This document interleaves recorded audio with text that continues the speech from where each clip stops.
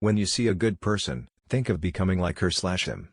When you see someone not so good, reflect on your own weak points. Give a bowl of rice to a man and you will feed him for a day. Teach him how to grow his own rice and you will save his life.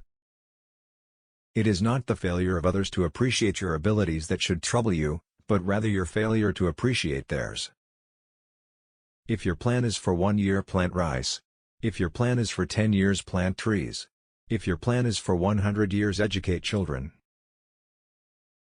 In a country well governed, poverty is something to be ashamed of.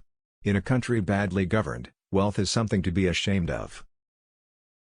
It is easy to hate and it is difficult to love. This is how the whole scheme of things works.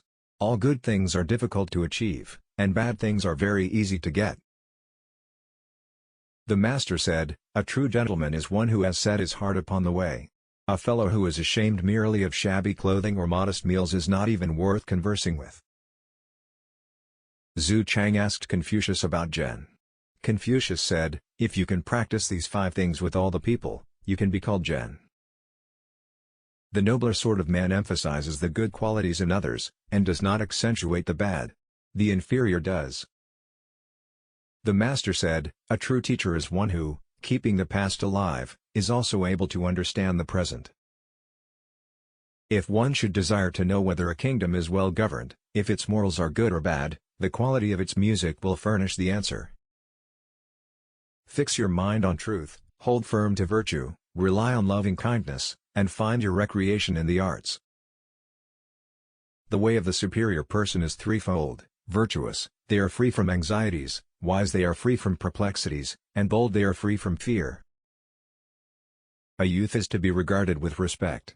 How do we know that his future will not be equal to our present? If there were one word that could act as a standard of conduct for one's entire life, perhaps it would be thoughtfulness. To be able under all circumstances to practice 5 things constitutes perfect virtue. These 5 things are gravity, generosity of soul, sincerity, earnestness and kindness. We take greater pains to persuade others that we are happy than in endeavoring to think so ourselves. The superior man has a dignified ease without pride. The mean man has pride without a dignified ease. A man of humanity is one who, in seeking to establish himself, finds a foothold for others and who, in desiring attaining himself, helps others to attain.